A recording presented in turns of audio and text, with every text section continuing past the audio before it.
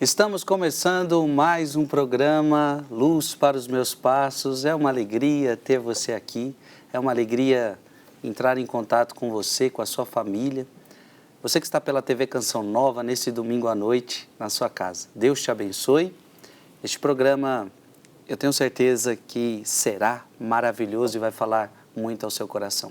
Deus abençoe você que nos acompanha pelo meu canal do YouTube, Frei Gilson Barra São do Monte, pelo canal do YouTube de Dom José Francisco Falcão. Eu creio que hoje nós terminamos uma fase muito importante do nosso programa. Estamos numa introdução ao Antigo Testamento e estamos em 3 realidades importantes na Bíblia: revelação, tradição e inspiração. Já falamos sobre revelação. Estamos tratando sobre tradição, eu creio que hoje nós encerramos a tradição e para então nos encaminharmos para esse último ponto tão importante que é a inspiração. Então, seja bem-vindo, você que vem hoje pela primeira vez e você que nos acompanha sempre, já é um fiel seguidor deste programa, Deus te abençoe. Quero saudar aqui Dom José Falcão, mais uma vez conosco, sua bênção. Deus abençoe sua vida, é uma alegria imensa estar aqui com Vossa Reverendíssima. Muito bom estarmos juntos, Dom José. Terminamos o programa passado falando da importância da pregação, porque a pregação é o que faz a tradição chegar até nós. E até o senhor foi muito incisivo, porque muitos no mundo de hoje querem nos calar, mas não podemos nos calar mediante o mandato de Jesus. Se ele falou, ide pregar, e eu não posso fazer diferente, por causa de algumas retaliações do mundo que a gente vive. Inclusive, quando lemos a palavra, Dom José, em 1 Timóteo, capítulo 2, versículo de 3 a 4, 1 Timóteo, capítulo 2, versículo de 3 a 4. Isto é bom e agradável diante de Deus, nosso Salvador, o qual deseja que todos os homens se salvem e cheguem ao conhecimento da verdade. Ou seja, é desejo de Deus que a pregação aconteça, que todos os homens se salvem, que todos cheguem ao conhecimento da verdade. Se o senhor tem algo que poderia aprofundar isso para nós. A igreja vive da palavra, a igreja tem na palavra o principal objeto de anúncio, não há outra verdade que esteja fora do Evangelho. O Evangelho é o núcleo da pregação cristã, ele é a essência da pregação cristã. Evangelho é a boa notícia. Jesus é a boa notícia. O que ele disse, o que ele pregou, o que está escrito no Evangelho é a verdade que salva, é o que deve ser levado ao mundo. As palavras de Jesus são claríssimas. Ide pelo mundo inteiro e pregai o Evangelho. Não há outra palavra. É a essência da missão da igreja. Sim. O senhor teria alguma coisa no Catecismo da Igreja Católica ou em documentos da Igreja que pudéssemos aprofundar isto? Bem, o Catecismo, ele desdobra a nossa fé em 2000 e tantos parágrafos, mas eu escolheria um a respeito da mensagem, a boa notícia de nosso Senhor Jesus Cristo é a pregação da igreja. Ela consiste na pregação que os apóstolos fizeram. Por isso ela é chamada apostólica. No parágrafo 858, o Catecismo diz: Jesus é o enviado do Pai. Desde o início do seu ministério, chamou os que ele quis e foram a ele. Ele constituiu então 12 para que ficassem com ele e para que os enviasse a anunciar a boa nova. A partir daquela hora, eles passaram a ser seus enviados. É o que significa a palavra grega apóstolo. Então, a missão deles, pregar o Evangelho. Cito, porém, um outro parágrafo, o parágrafo 74 do mesmo Catecismo da Igreja Católica, dessa vez é Vossa Reverendíssima quem vai ler, a razão de se levar o Evangelho a toda criatura exatamente está no texto que Vossa Reverendíssima acabou de citar. Deus quer que todos se salvem e cheguem ao conhecimento da verdade. São Paulo coloca em algumas interrogações, nos capítulos 7 e 8 do Evangelho segundo da Carta aos Romanos, certo, como podem crer? Se não tiver quem pregue. Se não tiver quem pregue, como pregarão se não forem enviados? Então, a fé vem da pregação.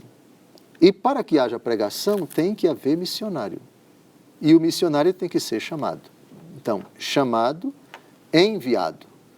No envio, o cumprimento da missão de Jesus. Preguem o Evangelho, porque é pela fé que a igreja adquire novos filhos, que Cristo salva os corações, fé e batismo. Convertei-vos e crede no Evangelho. E quem crê e for batizado será salvo. Conversão, fé e batismo. Essa tríade, ela é indispensável e indissociável também. Então, para que se creia em Cristo, para que se adira a Cristo, para que se entregue o coração a Cristo, para que Cristo seja reconhecido como Senhor e Salvador, é preciso que alguém faça chegar a esse coração que Deus tanto amou o mundo que enviou o seu Filho. Diante desse impacto, irmãos, o que devemos fazer foi a resposta da multidão no dia de Pentecostes. Arrependam-se, sejam batizados e vocês vão receber a remissão dos pecados, o Espírito Santo e a remissão dos pecados.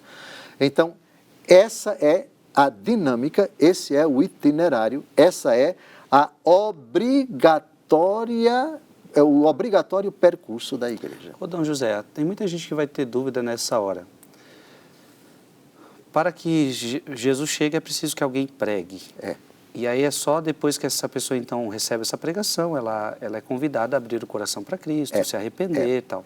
Mas e aqueles lugares que o Evangelho não pode chegar por vários fatores? Essas pessoas, aí muita gente se pergunta, então elas estão perdidas? Elas vão para o inferno? Certo. Se ela nunca ouviu falar de Cristo? Sim. Como é que funciona isso?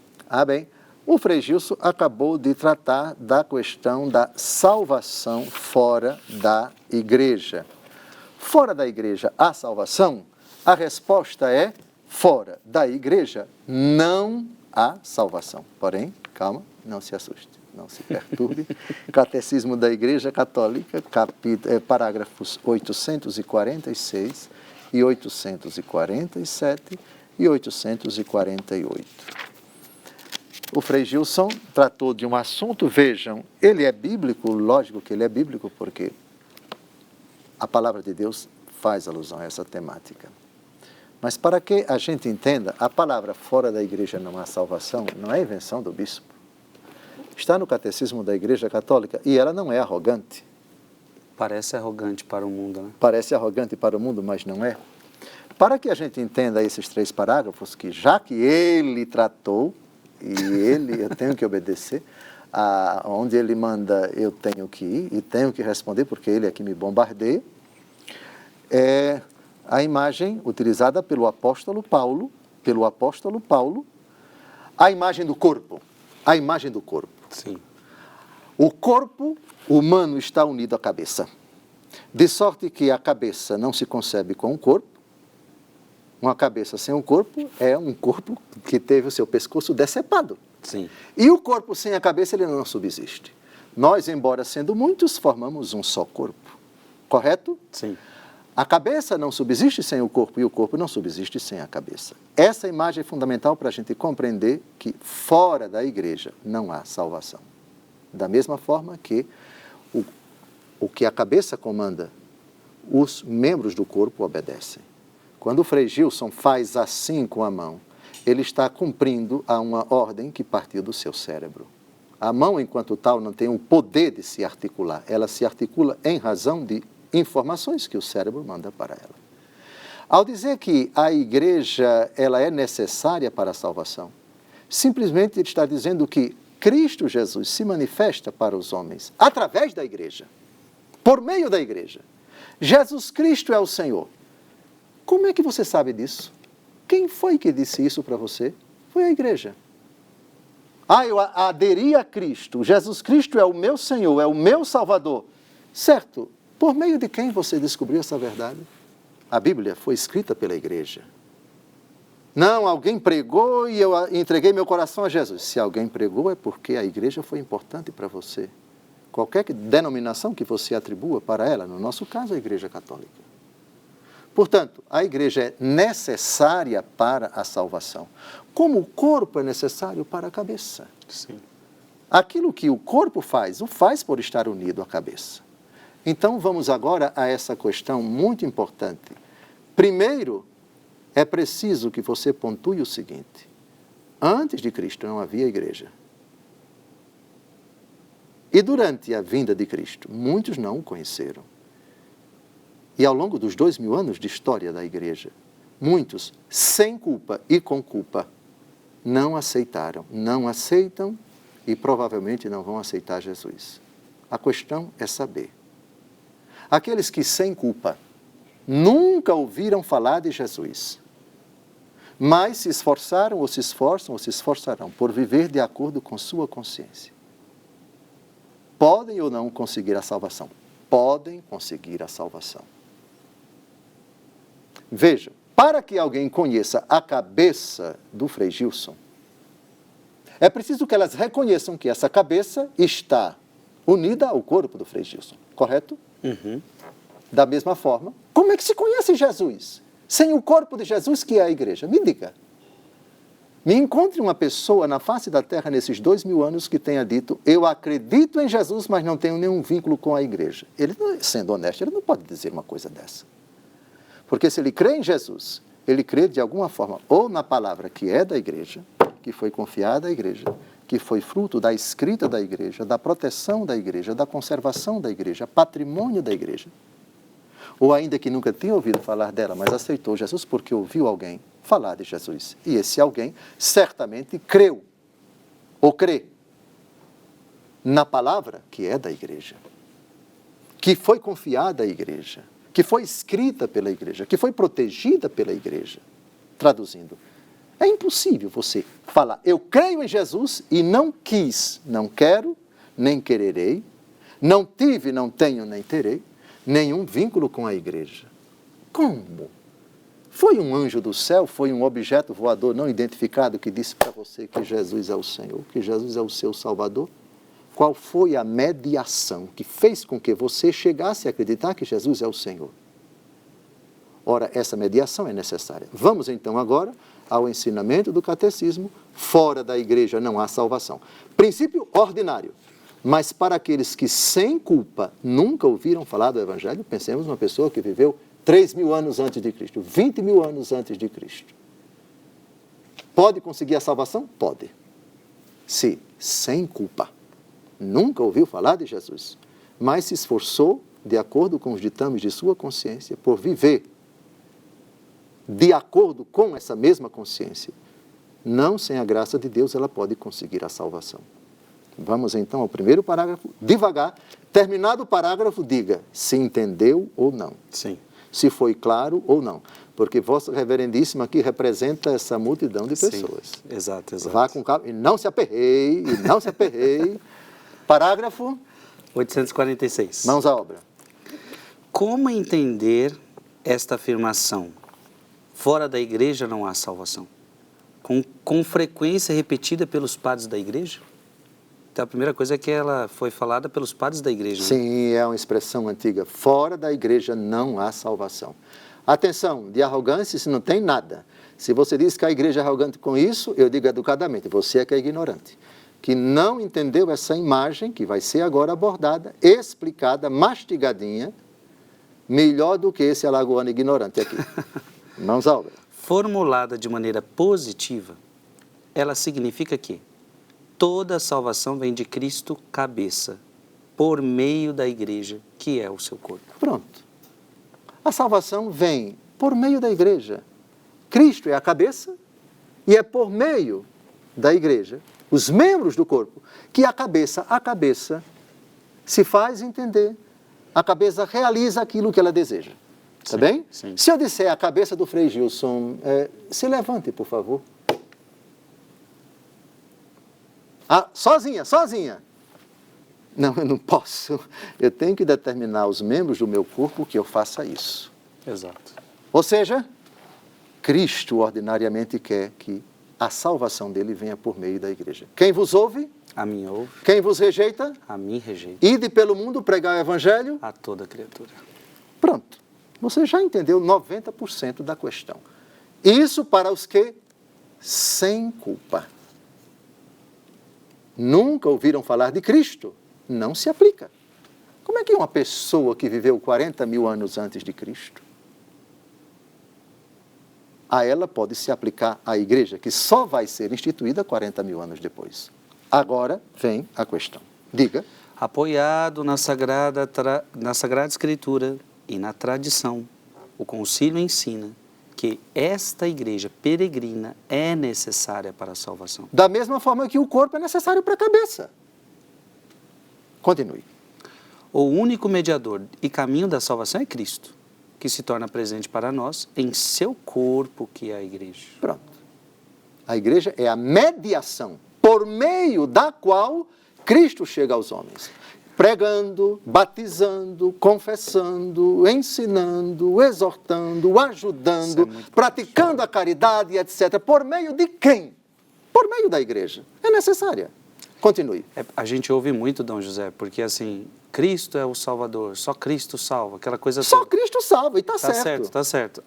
Mas aí fala, mas igreja não precisa, igreja não salva, igreja não, placa de igreja não salva ninguém. Aí É nessa hora que eu me sinto tentado a convidar a tomar banho nas praias de Maceió para se curar aí a pessoa dessa não tá precipitada. Não está entendendo um dado teológico, bíblico, da tradição, Da que tradição, não pode sim. separar Cristo do seu corpo. Perfeito, perfeito. Continue, avante. Ele, porém, indicando expressamente a necessidade da fé e do batismo, ao mesmo tempo confirmou a necessidade da igreja. Pare um pouco. Necessidade da fé e do batismo. Você crê em quê? Não, eu creio em Jesus, que é o meu Salvador. Essa é a fé da igreja. A fé constante da igreja. Não, eu fui batizado, Jesus me lavou pelo seu sangue precioso. Quem batizou você? Foi um anjo, por acaso? Ou foi uma pessoa de carne e osso? Portanto, fé por meio da igreja. A fé da igreja. A fé que antecedeu você nos seus ancestrais. A fé dos antepassados. O batismo que foi dado pela igreja. Você não inventou o batismo. Eu me batizo em nome do Pai, do Filho e do Espírito Santo. É outra pessoa que batiza. Portanto, outra pessoa foi necessária para você. Foi um membro da igreja que fez você se tornar filho de Deus. Necessidade. Continue. Ao mesmo tempo... Na qual os homens entram pelo batismo como por uma porta. Por isso não podem se salvar aqueles que, sabendo que a Igreja Católica foi fundada por Deus por meio de Jesus Cristo, como instituição necessária, apesar disso, não quiseram nela entrar ou nela perseverar. Ou seja, aí é dureza de coração. Sim. Quem sabe que Jesus se encarnou, fundou uma igreja e se recusa a aceitá-la, Lucas 10,16, quem vos rejeita? Quem vos rejeita, a mim rejeita. Não é presunção, não é arrogância da igreja, é a frase de Jesus. Quem vos rejeita, a mim rejeita. Agora vamos àqueles que sem culpa, nunca ouviram falar de Jesus, nunca ouviram falar do Evangelho, seja antes de Cristo, seja durante a vida de Cristo, seja após Cristo. Hoje, sei lá, teoricamente, um fulano que vive no extremo norte do país, na selva amazônica mais fechada e, teoricamente, nunca ouviu falar de Jesus, etc. Ele pode se salvar? Resposta da igreja. Sem culpa. Até agora foi com culpa. Aqueles que sabendo. Agora, e a situação daqueles que sem culpa? Um país que a fé não consegue entrar de jeito nenhum, Sim. então a pessoa Perfeito. nunca vai conhecer Jesus. Perfeito. Parágrafo 847, e com isso a gente termina, faltam 7 minutos, mas dá. Esta afirmação não visa aqueles que, sem culpa, desconhecem Cristo e sua igreja. Sem culpa. Aqueles, portanto, que sem culpa ignoram o Evangelho de Cristo e sua igreja, mas buscam a Deus com um coração sincero e tentam, sob o influxo da graça, cumprir por obras a sua vontade conhecida por meio do ditame da consciência, podem conseguir a salvação eterna. Sabe por quê? Parágrafo 848, A igreja é um instrumento ordinário, mas não é exclusivo para Deus salvar as pessoas. Aqueles que sem culpa nunca ouviram falar de Jesus, nunca tiveram acesso ao batismo, nem sabem o que é batismo, o que é credo, o que é Pai Nosso, o que é Bíblia, sem culpa. Estou falando sem culpa, Frei Gilson, sem culpa. Deus Todo-Poderoso, se procuram viver de acordo com sua consciência. Só para ficar claro para as pessoas, por exemplo, eu, Frei Gilson, sacerdote há mais de 10 anos, conhecedor de muita coisa da Bíblia, eu quero negar a fé católica com culpa total. E com a culpa requintada, aí vai ser o inferno mais infernal para o Frei Gilson. Por quê? A quem muito for dado, muito será pedido. Eu não posso dizer que eu não conheço. É tarde, não dá para voltar atrás. Não dá. Conheceu Jesus e cada vez que conhece mais, sua responsabilidade aumenta e vai ser cobrado de acordo com aquilo que Vossa Reverendíssima recebeu. Agora, fique tremendo, mas a minha tremedeira é maior, porque eu sou bispo. O senhor recebeu mais. Eita, Jesus vai me cobrar sem piedade. Tenha piedade de mim, diz Jesus. Que o julgamento começa com a gente, né? Com a casa de Deus. Com a casa de Deus. São Paulo diz isso, sim. A quem muito for dado, muito será pedido. Continue agora. Deus pode, por caminhos dele conhecidos, levar à fé todos os homens que, sem culpa própria, ignoram o Evangelho. Pois sem a fé é impossível agradar a Deus. Mesmo assim, cabe à igreja o dever e também o direito sagrado de evangelizar todos os homens. Deus tem outros caminhos. Não é? Fora do cristianismo, sem dúvida alguma, houve, há e haverá. Dentre aqueles que sem culpa nunca ouviram falar do Evangelho, mas são pessoas retas.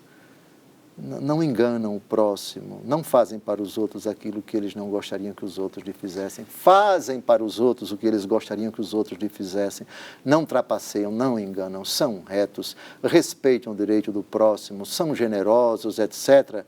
Sem culpa! Dizer que essas pessoas vão para o inferno, a igreja nunca disse isso. Portanto, ela sustenta as duas coisas. A igreja é necessária para a salvação, como o corpo é necessário para a cabeça.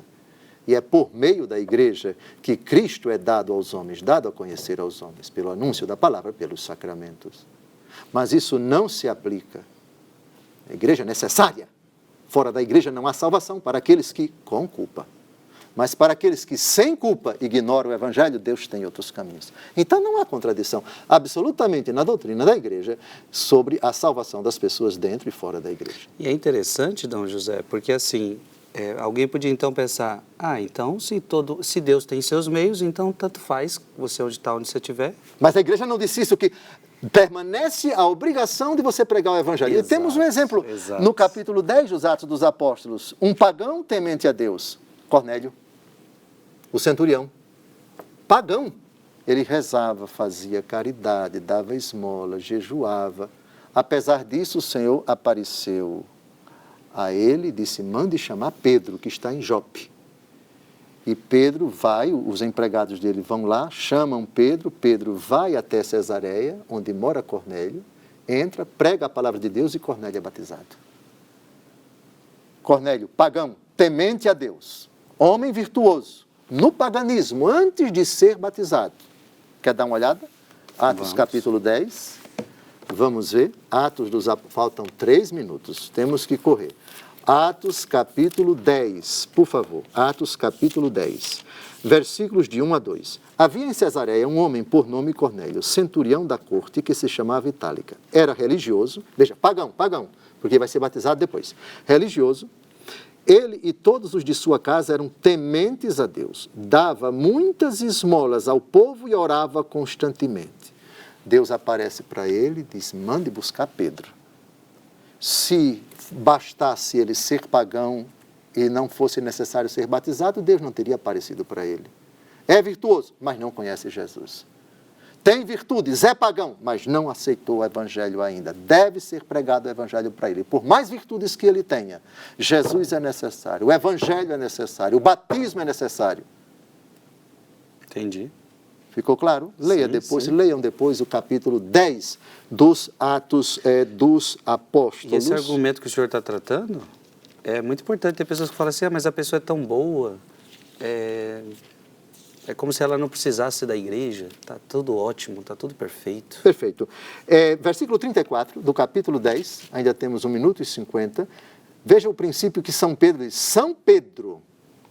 Então Pedro tomou a palavra e disse, em verdade, reconheço que Deus não faz distinção de pessoas. Mas em toda nação lhe é agradável aquele que o temer e fizer o que é justo. Qualquer nação. Qualquer nação. Temeu a Deus, praticou o que é justo, agrada a Deus. Porém, é necessário ser batizado, porque o próprio Deus mandou buscar Pedro para batizar Cornélio. Tinha muitas virtudes, mas não era batizado. Tinha muitas virtudes, mas não cria no Evangelho. E passou a crer quando Pedro chegou, quando a igreja chegou, quando o anúncio foi feito, quando o batismo foi dispensado. Deus quer que todos os homens se salvem e cheguem ao conhecimento da verdade. A Cornélio podia ser levado ao Evangelho, e Pedro foi. A Cornélio podia ser dado o batismo, e Pedro dispensou o batismo.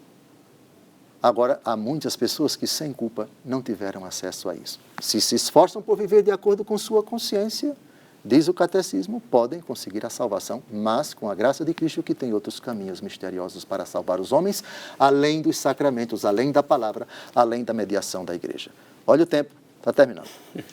Gente, que bloco maravilhoso! Eu tenho certeza que ajudou você a responder muitas perguntas, me ajudou, tenho certeza que ajudou você. A tanto entender que essas pessoas, né, que tanta gente tinha dúvida, vai todo mundo então para o inferno, ou se ela sem culpa não conheceu o Evangelho, mas ao mesmo tempo ficou uma coisa muito clara aqui. A afirmação ainda continua, fora da igreja não há salvação, ela não caiu por terra. Um breve intervalo e a gente retorna. Eu tenho mais perguntas para fazer em seu nome para Dom José.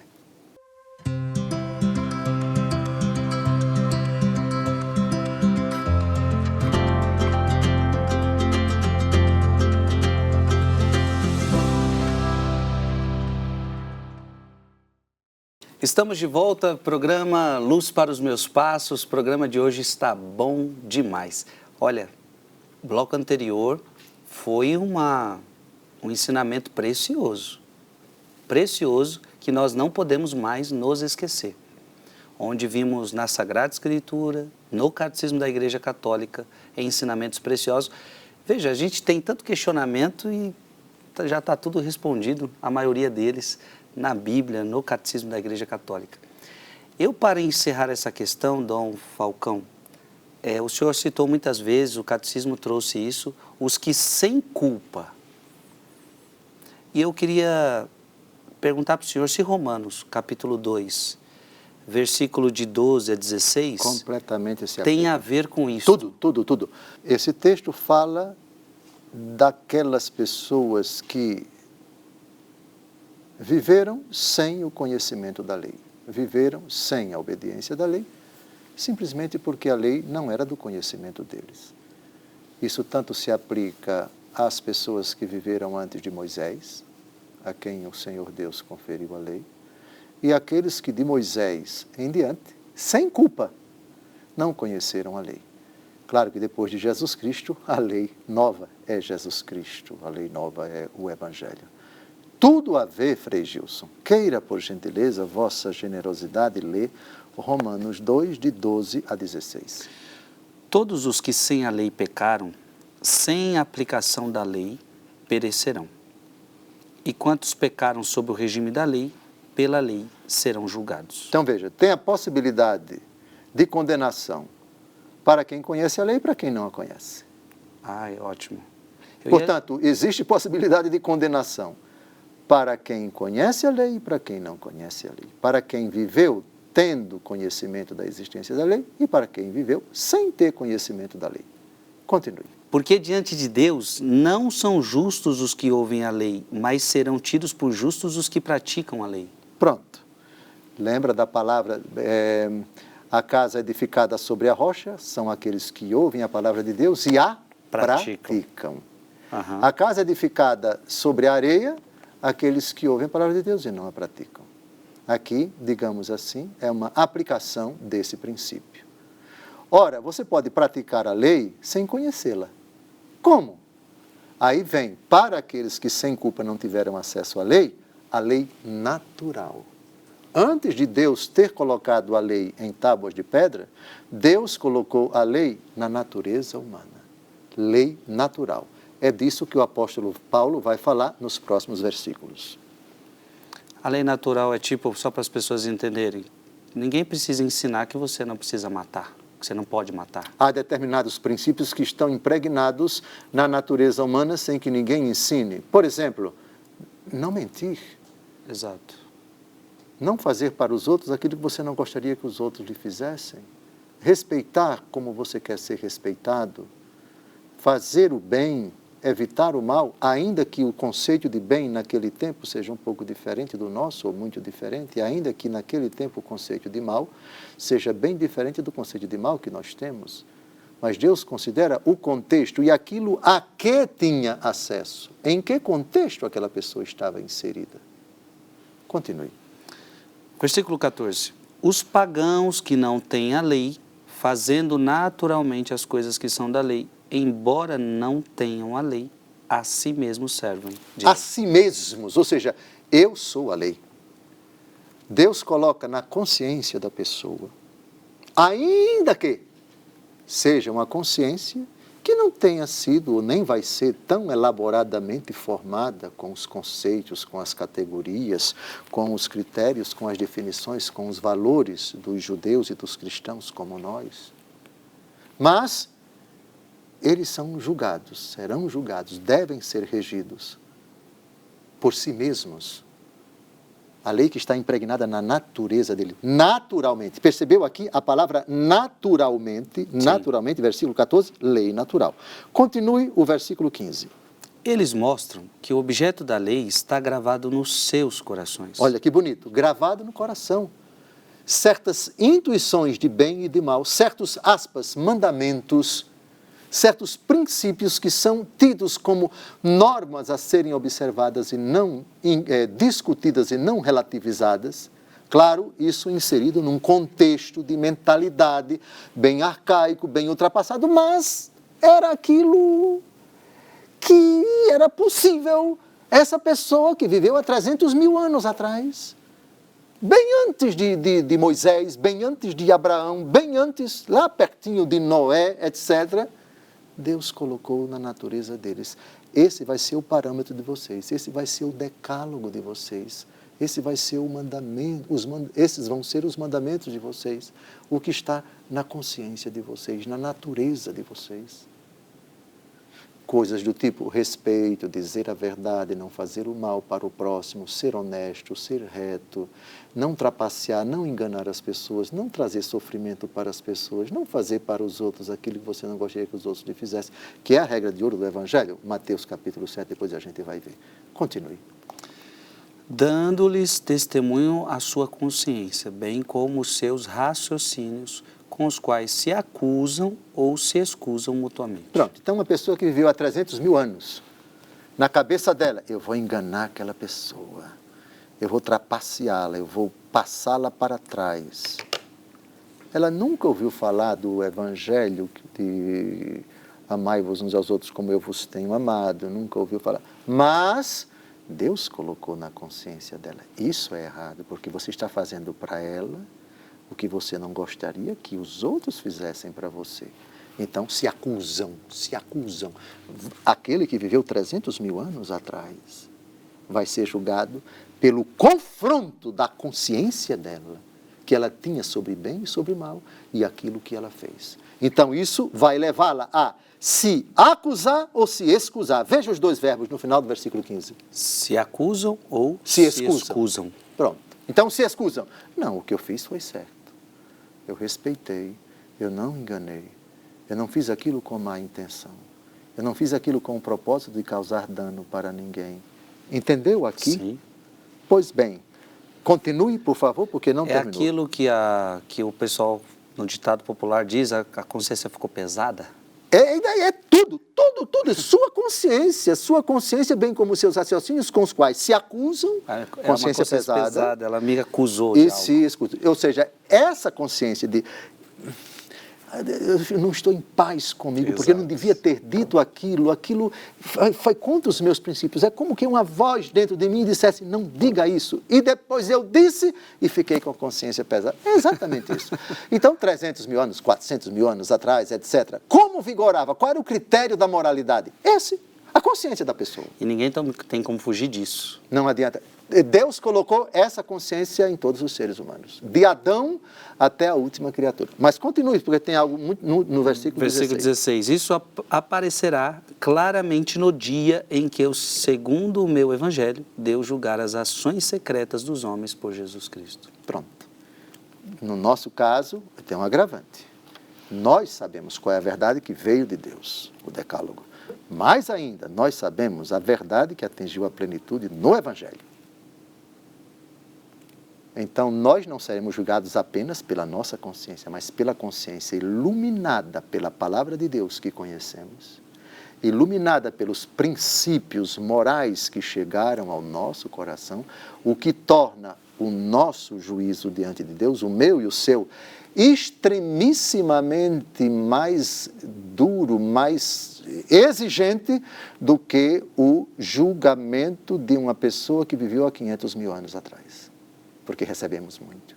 Porque ela só teve a consciência dela. Nós tivemos a consciência, o Antigo Testamento, o Novo Testamento, e tivemos também a formação que recebemos dos nossos pais, que recebemos da igreja, e a formação teológica que foi exigência para a vossa reverendíssima se tornar padre. E nem fale no meu caso, porque a exigência vai ser extremamente mais rigorosa do que a sua, porque eu sou bispo. Muito importante. Nossa, muito bom. Para mim, findou Dom José, até porque não era tanto a nossa temática, mas claro que deu para entrar e o senhor entrou a fundo, com força, foi muito bom, muito bom. O senhor tinha pedido para eu abrir, e aqui nós voltamos ao tema da tradição, o parágrafo 74 do Catecismo. Então eu vou ler o que o senhor pediu para eu ler aquela hora, e depois parece que o senhor precisa citar alguns textos da Dei Verbum. O catecismo, esse parágrafo que o Frei Gilson vai ler, é um parágrafo que já começa com a citação que ele mesmo fez ainda há pouco, de 1 Timóteo capítulo 2, versículo 4, Deus quer que todos se salvem e cheguem ao conhecimento da verdade. Para se efetivar isso, existe a tradição, transmitir, e a transmissão vem pela pregação. Então aqui nesse parágrafo vai aparecer a palavra revelação, subentende-se também a transmissão, o anúncio do Evangelho, em vista de quê? De que todos os homens se salvem. O Evangelho não é apresentado, não é pregado, não é levado a todas as criaturas, não é anunciado, trombeteado para as nações como um mero capricho da igreja. Não, é para que os homens conheçam Jesus, aceitem Jesus, se convertam dos seus pecados, abracem a fé, recebam o batismo e vivam na graça de Deus, no conhecimento do Senhor Jesus. Essa é a razão da tradição. Catecismo da Igreja Católica, parágrafo 74. Deus quer que todos sejam salvos e cheguem ao conhecimento da verdade. 1 Timóteo 2,4, isto é, de Jesus Cristo. É preciso, pois, que Cristo seja anunciado a todos os povos e a todos os homens e que, desta forma, a revelação chegue até os confins do mundo. Deus dispôs amorosamente que permanecesse íntegro e fosse transmitido a todas as gerações tudo o que tinha revelado para a salvação de todos os povos. Importante.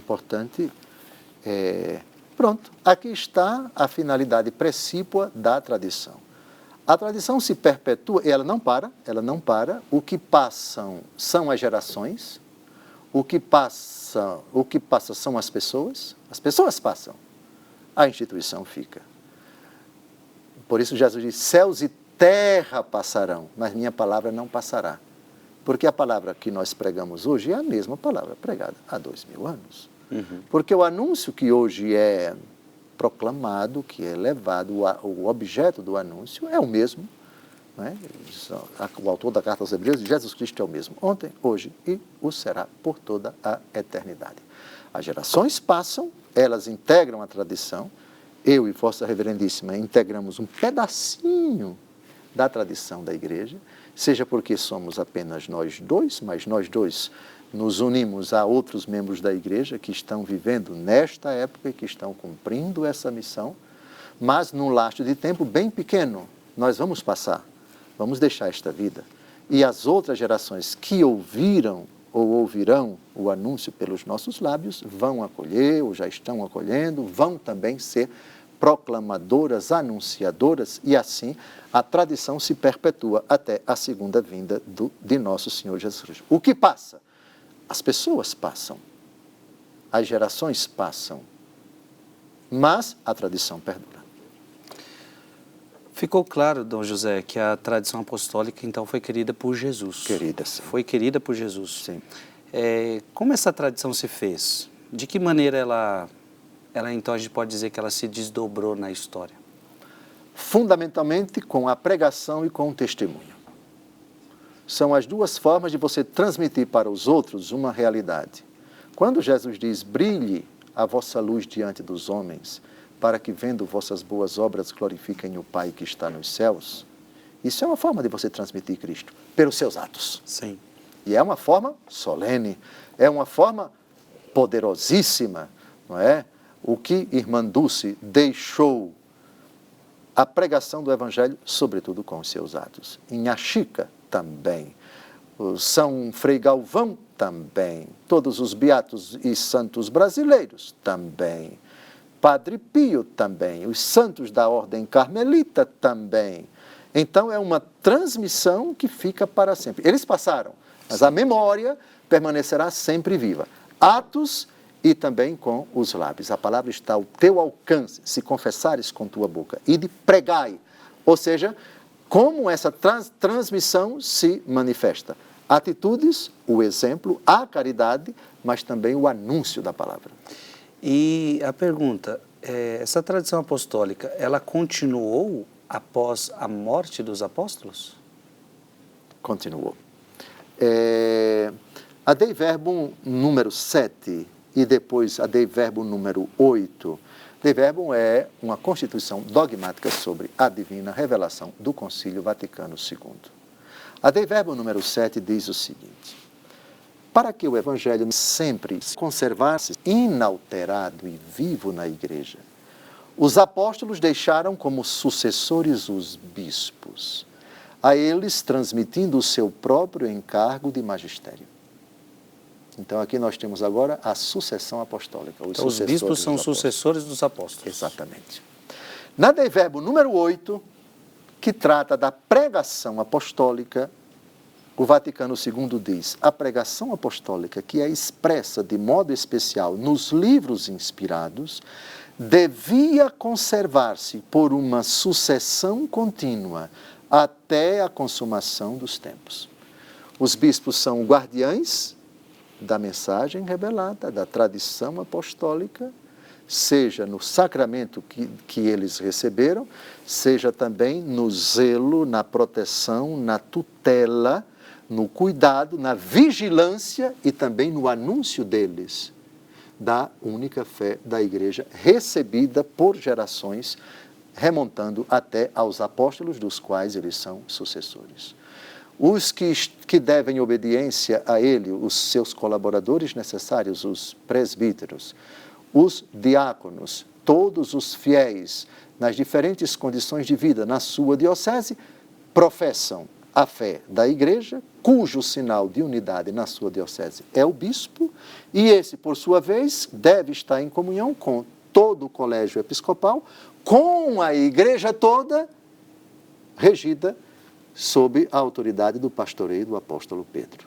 Nesse sentido, a fé da Igreja está em todas as igrejas particulares garantida e permanece inalterada, porque enquanto este bispo prega o que a Igreja prega, defende o que a Igreja, o patrimônio da Igreja, zela para que o anúncio do Evangelho na sua diocese permaneça íntegro, ele está profundamente unido a todas as outras igrejas, a Igreja Universal, com e sob Pedro.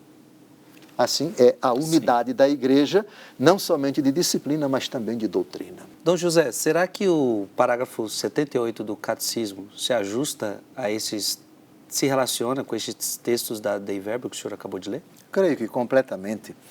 E no começo desse parágrafo tem uma expressão que eu gosto muito de ouvir, transmissão viva.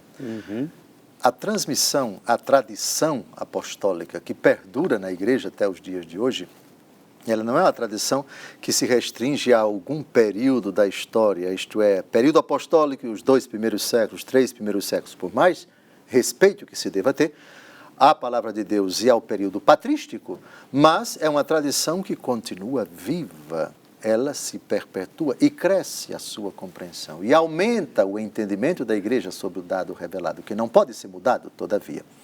Então, esse parágrafo eu acho muito caro para nós e bem apropriado para o argumento que estamos a desdobrar. Por favor, queira lê-lo, Catecismo da Igreja Católica, parágrafo 78. Essa transmissão viva, realizada no Espírito Santo, é chamada de tradição. Porquanto distinta da Sagrada Escritura, embora intimamente ligada a ela, por meio da tradição, a Igreja em sua doutrina, vida e culto, perpetua e transmite a todas as gerações tudo que ela é, tudo em que crê. Belíssimo. O ensinamento dos santos padres testemunha a presença vivificante dessa tradição, cujas riquezas se difundem na prática e na vida da igreja crente e orante. Lindo texto. Muito forte, e acho que o verbo perpetuar, perpetua e transmite. Ou seja, é uma tradição que conserva o imutável, o intangível e também o inalterado dado da nossa fé, que está lá atrás, e a tradição vai perpetuando, de uma geração a outra geração. O que eu achei interessante, o senhor pudesse destrinchar um pouquinho isso, no pouco tempo que nos resta, ela é distinta da Sagrada Escritura. Sim, que é também tradição, só que é tradição escrita. Só que a tradição da igreja não termina com a tradição escrita. Ela é continuada com a tradição oral pós-morte do último apóstolo. Portanto, tradição pós-apostólica. Tradição apostólica, os apóstolos, Cristo prega, os apóstolos pregam e escrevem.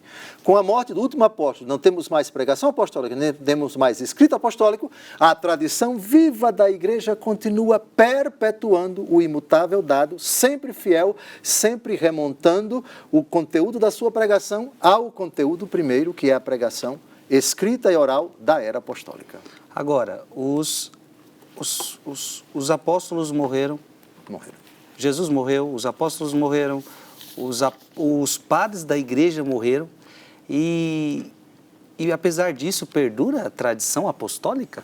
Perdura sim. Diz a igreja no parágrafo 79 do mesmo catecismo, acho que é o último texto, mas vamos correr, vamos ver o que dá para dizer. Os padres da igreja morreram, mas a tradição que eles, da qual eles foram integrantes, continua e jamais vai acabar.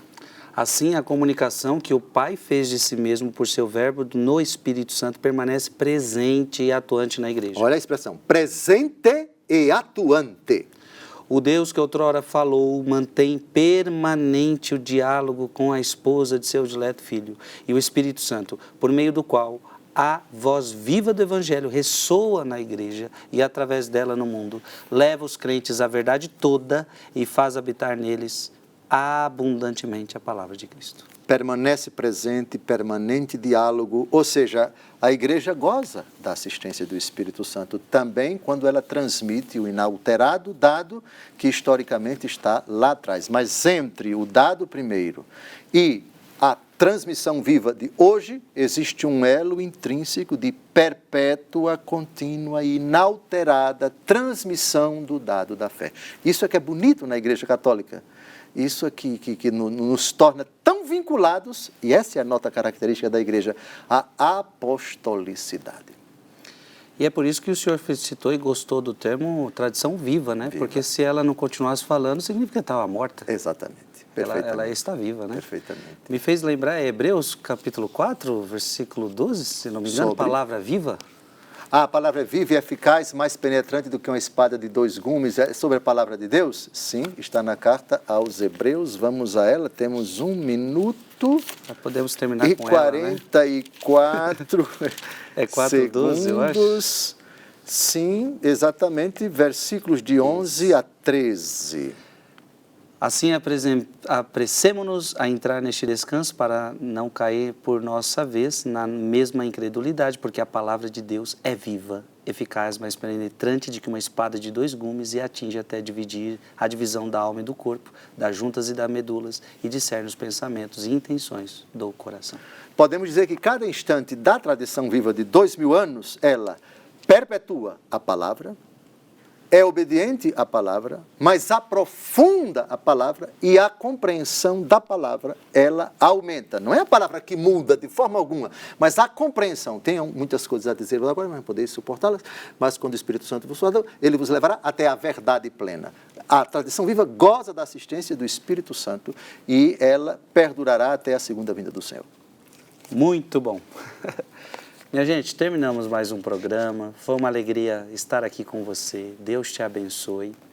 E fique em paz, tá? Muita gente fala assim, mas eu não estou entendendo isso e aquilo. O que você não entende agora neste programa, você vai entender no próximo, tá?